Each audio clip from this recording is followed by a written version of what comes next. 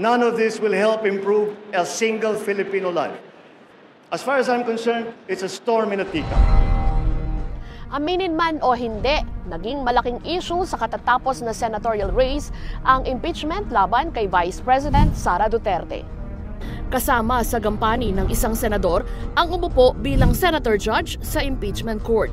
Sa 12 bagong senador na nanalo, 5 ang panig sa administrasyon, 5 sa partido ni dating Pangulong Rodrigo Duterte at 2 sa masasabing kasama sa Liberal Party.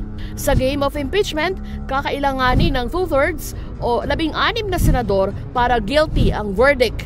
Para ma-acquit o mapawalang sala si VP Sara, kailangan lang niya ang 9 na boto ng senador. Hindi pa malinaw ang posisyon ng ilang mambabatas, ngunit may mga inaasahang papanig kay VP Sara dahil sa mga personal na relasyon nito sa kanya o utang na loob sa kanyang ama. Kung magkukonvene ang kasalukuyang komposisyon ng Senado sa Hunyo para umupong impeachment court, matatapos ba nito ang proseso para makapagbaba ng hatol? Sakali mang katigan na magpatuloy ang impeachment proceedings sa pagpasok ng bagong kongreso, hindi ba lalo lang magkakawatak-watak ang hati na nating bansa?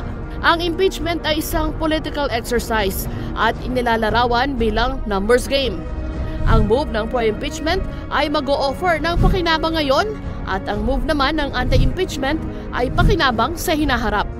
At sa halip na guguli ng panahon sa paglutas sa mga seryosong problema, mauuwi na naman ang panahon sa pagsubaybay sa mala-telenovelang impeachment hearing.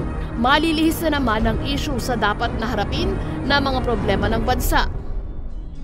Wala nang maiisip na solusyon sa peace and order, food security, job security, healthcare at edukasyon.